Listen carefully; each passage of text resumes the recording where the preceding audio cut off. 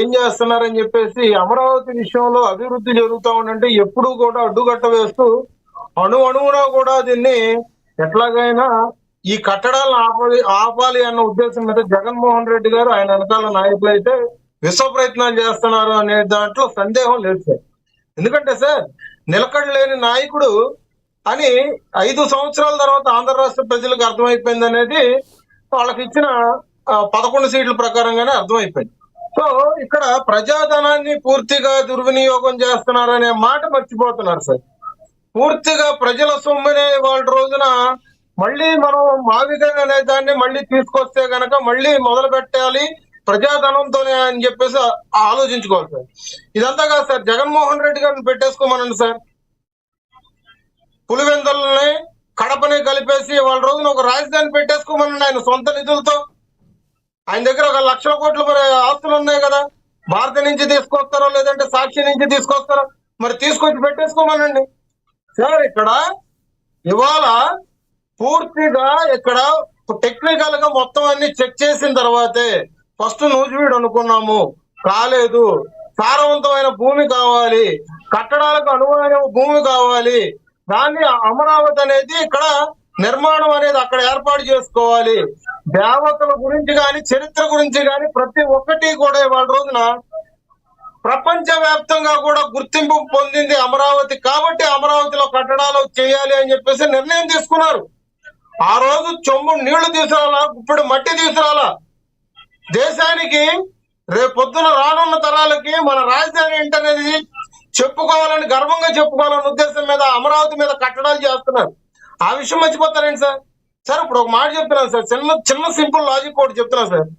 ఇప్పటి వరకు మీరు అడిగిన క్వశ్చన్లకి వైఎస్ఆర్సీపీ అధికార ప్రతినిధి ఎల్లమోహన్ రెడ్డి గారు నీళ్లు నమ్మలేరు కదా. ఈ ఒక మాట చెప్పండి సార్. మొన్న అమరావతిలో సిఆర్డిఐ పరిధిలో పరిరక్షణ కోసం మరి పేరు నాని, దేవినేని అవినాష్ ని ప్లస్ అంబటి రాంబాబుని తరిమి కొట్టినప్పుడు ప్రెస్ మీట్ లో దేవినేని అవినాష్ వచ్చి ఏమన్నాడు సార్, మాకు అమరావతి రాజధాని అని చెప్పేసాను అన్నాడు.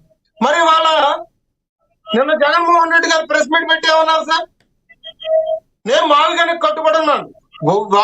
వాళ్ళకి స్థిరత్వం లేదు సార్. 2017లో వచ్చి మేము అమరావతి మేము కట్టుబడి ఉన్నామంటారు. తర్వాత 2019లో వాళ్ళ అధికారంలోకి వచ్చిన తర్వాత 3 రాజధానులు అంటారు. ఇవాళ 2024 అధికారం దిగిపోయిన తర్వాత కూడా ఆ మదం దిగకుండా ఇవాళ వచ్చి మళ్ళీ మావిగన్ అంటారు. ఏ విధంగా ఆలోచిస్తారు? వీళ్ళ నాయకులు అనాలా? వీళ్ళు రేపు పొద్దున ఆంధ్ర రాష్ట్ర ప్రజల్ని ఉద్ధరిస్తారా? రేపు ఆంధ్ర రాష్ట్ర భవిష్యత్తుని వీళ్ళు నిర్ణయిస్తారా? లేకపోతే యువతను వీళ్ళు ఆదర్శంగా తీసుకొని ముందుకు తీసుకెళ్ళమంటారా? ఏదైనా మీరు చెప్పండి డిబేట్లో. ఇవాళ వాళ్ళ సోషల్ మీడియాలో ఉన్న వ్యక్తులే దేనికి కట్టుబడి ఉండాలో తెలియని సందిగ్ధంలో పడిపోయారు. రాజధాని విషయంలో పిల్లలు చదివే స్కూల్ పుస్తకాల్లో వాళ్ళ రోజున రాజధాని ఏంటనేది కరెక్ట్గా తీర్మానించలేకపోతున్నారు. ఇటువంటి అడ్డుకట్లు అయిబట్టి పార్లమెంట్ లో అన్ని పార్టీలు ఏకతాటి మీదకి వచ్చి అమరావతికి మేము కట్టుబడి ఉన్నామని చెప్పి సంతకాల సేకరణ తీసుకున్న తర్వాత కూడా ఇవాళ ఆంధ్ర రాష్ట్రంలో వైఎస్ఆర్ పార్టీ కాంత్ గారు మీరు చాలా ఇదిగా అవుతున్నారు. కానీ ఈ విషయంలో ఒకటి కాంత్ గారు ఒక మాట, 28 కల్లా ఎటువంటి పరిస్థితుల్లో రాజధాని పనులు పూర్తి చేస్తానని చంద్రబాబు గారు చెప్పారు. ఒక్కసారి మీరు చెప్పిన టైం కల్లా అది కన్నా పూర్తయిపోతే ఇక మాట్లాడటానికి మ్యాటరే లేదు. మీరు చెప్పిన భవనాలు ఏవైతే ఆయన కూటమి ప్రభుత్వం చెప్పిందో సంబంధించిన మొత్తం కూడా పూర్తి అయిపోతే ఇక మావిగానే ఉంటుంది, ఏముంటుంది.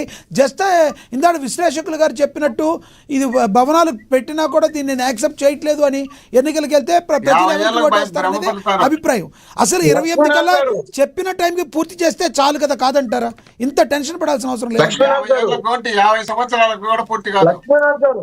చెప్పండి సార్. ఇట్లాంటి మాటలన్నీ మేము ఎన్నో పడి చెవులు చిల్లులు పడిపోయినాయి. ఇట్లాంటి విభేదాలు చేయడం కాదు. అమరావతికి మేము కూడా కట్టుబడి ఉన్నామని మీరు రండి ముందుకి. అన్ని పార్టీలు అక్కడ పార్లమెంట్ లో సంతకాలు చేస్తా ఉంటే ఆంధ్ర రాష్ట్రంలోనే మన దౌర్భాగ్యం ఏంటంటే ఇక్కడ తెలుగుని వస్తున్నాం. ఆయన మారుగన్ అంటాడు, ఇవాళ రోజున ఈయన ఏమో నీళ్లు ఊరుతారు.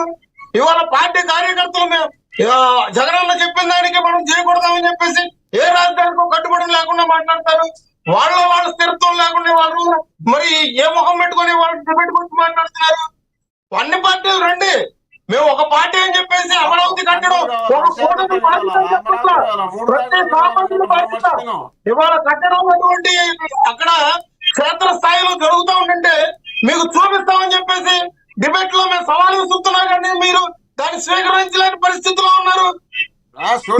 మీరు కూడా అమరావతి గురించి మాట్లాడటం ఏం సార్? లక్ష్మీనాథ్ గారు మీకు గుర్తుందా? రైతు అన్నం పెట్టే రైతులు బూటు కాలుతుందన్న పరిస్థితి ఎవరు చూశారు సార్? వాళ్ళు కదా. ఆడవాళ్ళు కూడా కడుపుల మెత్తని పరిస్థితి ఎప్పుడు చూసాం సార్? వేస్తున్న రాజధాని అన్నారు, అక్కడ శ్మశానాలు ఉన్నారు. వాళ్ళు మాట్లాడి వాళ్ళ రోజున అమరావతి గురించి సిగ్గులేని మాటలు మాట్లాడుతూ ఉంటారు సార్. ఇవన్నీ మనం సిగ్గు చెట్టు కాదు సార్. మనం గర్వంగా తలెత్తుకొని తిరగాలి, మనం ఒక రాజధాని నిర్మాణం చేసుకోవాలని మనం మాట్లాడుతూ ఉంటే దీన్ని ఇక్కడ రాజకీయం చేస్తున్నారు. ఎస్ డిబేట్ లో ఇది ఇప్పుడు ఎస్ మీరు చెప్పిన అభిప్రాయం అర్థమైంది. డిబేట్ లో సంబంధం లేకపోయినా ఒకటైతే అడగాల్సి వస్తుంది టాపిక్ కి. ప్రకాష్ రాజ్ గారు ఒక విషయంలో మాట్లాడుతూ సిగ్గులేని దౌర్భాగ్యపు ప్రభుత్వం అని మాట్లాడారు. ఎందుకంటే కక్షపూరిత ప్రభుత్వం అని మాట్లాడారు. ఎవరి విషయంలో? జోసెఫ్ అలియాస్ రావణ్ విషయంలో కక్షపూరితంగా చేస్తున్నారు. ప్రకాష్ రాజ్ గారు చేసిన వ్యాఖ్యలను ఎలా చూస్తారు? ప్రజల విషయంలో కూడా అదే జరుగుతుండేది. ఎవరికేం రాష్ట్ర ప్రజలకు కూడా అదే జరిగేది. ఎస్ ఇస్తారు. ప్రకాష్ రాజ్ గారి విషయంలో ఎలా చూస్తారు మాట్లాడిన మాటలు? ఫస్ట్ ప్రకాష్ రాజుకి సిగ్గుందా? Just asking. మేము కూడా ఆయన ప్రకారంగా అడుగుతున్నాం సార్. జస్ట్ ఆస్కింగ్ అని మేము అడుగుతున్నాం ప్రకాష్ రాజుని. ఆయన సిగ్గుందా? 2019 నుంచి 24 వరకు 227 కోట్లు ఆంధ్ర రాష్ట్రంలో వివిధ రూపాల దేవతామూర్తుల మీద దాళ్లు గురైనప్పుడు నువ్వు తలకాయ ఎక్కడ పెట్టుకున్నావు? ఏ షూటింగ్ స్పాట్ లో ఉన్నావు? ఏ క్యారవాన్లో దిగావు? అప్పుడు హిందూ దేవతల గురించి ఏం మాత్రం మాట్లాడినా ఇవాళ ఆ దేవతల గుళ్ళు ఇటువంటి దాళ్లు గురవుతున్నాయని పవన్ కళ్యాణ్ గారు సనాతని అని చెప్పేసి ఒక మాట మాట్లాడితే దాన్ని పట్టుబడుకుండా మాట్లాడుతూ ఇవాళ రోజున పవన్ కళ్యాణ్ గారి గురించి టార్గెట్ చేయడం, షూటింగ్ లో బ్రేక్ టైమ్ లో వచ్చి మీడియా ముందు ట్విట్టర్ లో మాట్లాడడానికి ఇట్లాంటి సొల్లు మాటలు కాదు సార్. ఆడు మగవాడైతే బయటికి రమ్మనండి,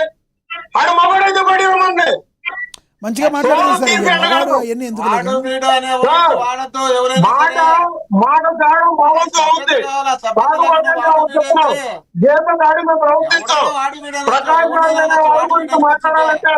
మేము దిగజారి మాట్లాడాలి, ఇంగతం లేకుండా మాట్లాడాలి, సంస్కారం లేకుండా మాట్లాడాలి. మాట్లాడాలంటే తలగా ఎక్కడ పెట్టుకుంటాడో మేము చెప్తాం. సిగ్గులేని మాటలు ఎందుకు సార్ అట్లాంటి మాటలు? బ్రేక్ టైం లో వచ్చి ఏదో 2 నిమిషాలు వీడియో చేసి ట్విట్టర్ లో పెట్టంటూ మాత్రం పోటుమ కూడా అవుతాడా? మీరు మందలించాలా? సభ్యత కాదు సార్. నేను చెప్పాను ఎవరైనా కూడా గౌరవంగా మాట్లాడుకోవాలి. అయితే సిగ్గులేని ప్రభుత్వం, కక్షపూరిత ప్రభుత్వం అని ప్రకాష్ రాజు మాట్లాడారు. ప్రభుత్వాన్ని సిగ్గులేని అన్నప్పుడు ప్రకాష్ రాజు మాట్లాడినప్పుడు వాళ్ళు ఏమాత్రం కంట్రోల్ చేయగలరు చెప్పండి? ప్రకాష్ రాజు ఇష్టం వచ్చినట్టు మాట్లాడొచ్చా? మాట్లాడదాం, మీకు హాయిగా ఉంటుంది. మీరు ప్రతిపక్షంలో ఉన్నారు కాబట్టి అఫ్ కోర్స్ ప్రతిపక్ష హోదా లేకపోతే మీరే ప్రతిపక్షం కదా, మీకు హాయిగా ఉంటుంది అని మాట్లాడే మాటలు.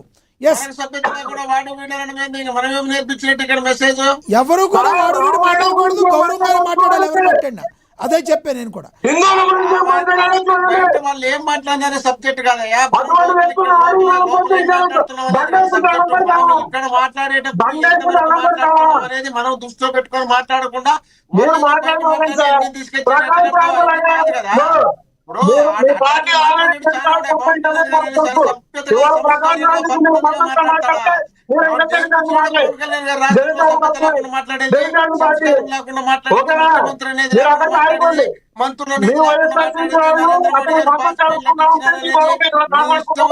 మీరు మాట్లాడినటువంటి సంఘటనలు చాలా ఉన్నాయి.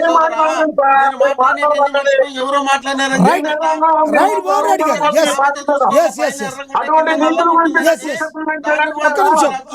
లక్ష్మీకాంత్ గారు మళ్ళీ మాట్లాడతాం మీతో. లక్ష్మీకాంత్ గారు మళ్ళీ మాట్లాడతాం. మీ అభిప్రాయం అర్థమైంది.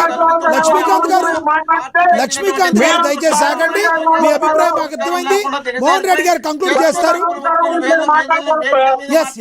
లక్ష్మీకాంత్ గారు రైట్ మీ అభిప్రాయం అర్థమైంది. మీరు కంక్లూడ్ చేద్దరు కానీ ఆగండి. మీరు కంక్లూడ్ చేయండి సార్.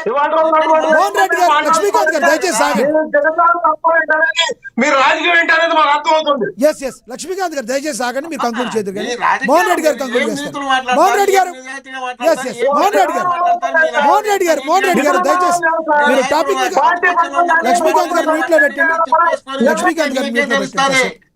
లక్ష్మీకాంత్ గారు కాసేపు మ్యూట్ లో పెట్టండి.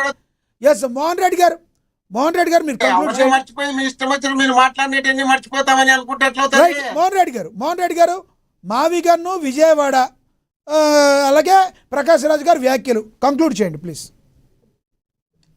అవునబ్బా, ఇప్పుడు మావిగాని గురించి నేను ఇంత ముందే చెప్పిన, మావిగాని అంటే మచిలీపట్నం నుండి విజయవాడ గుంటూరు వరకు అనే కదా. గుంటూరు వరకు ఎందుకు జగన్మోహన్ రెడ్డి గారు ఎంచుకున్నారు అనేది కూడా మనం చెప్పిన. మంచి విద్యా సంస్థలు ఉన్నాయి, అదేవిధంగా మనకు సంబంధించినటువంటి రైల్వే ఉన్నాయి, హైవే ఉంది, హైవే 4-5 హైవేలు మనకు కలిసే అవకాశం ఉంది, ఎయిర్పోర్ట్ ఉంది, పోర్ట్ ఉంది. ఇవన్నీ ఉన్నప్పుడు బ్రహ్మాండంగా డెవలప్ అయ్యేందుకు అవకాశం ఉంటుంది. మనకు కేవలం 29 గ్రామాల్లోనే అక్కడ 1,00,000 ఎకరాలు తీసుకుని 2 లక్షల కోట్లు ఇన్ఫ్రాస్ట్రక్చర్ ఖర్చు పెట్టి కేవలం అద్దాలు బిగించడానికి 2,500 కోట్లు ఖర్చు పెడితే రాష్ట్రం ఎక్కడికి పోతుంది? ఇప్పటికే అప్పులన్నీ చేసి, గతంలో మీరు చేసినటువంటి 4 లక్షల అప్పులు, ఇప్పుడు చేసినటువంటి దాదాపు 4 లక్షల అప్పులు, మేము చేసినటువంటి 3 లక్షల చిల్లర, మొత్తం అంతా కలిపితే 12-13 లక్షల ఖర్చు అప్పులు ఇప్పటికే అయితే ఇంకా భవిష్యత్తులో మళ్ళీ దానికి 4 లక్షల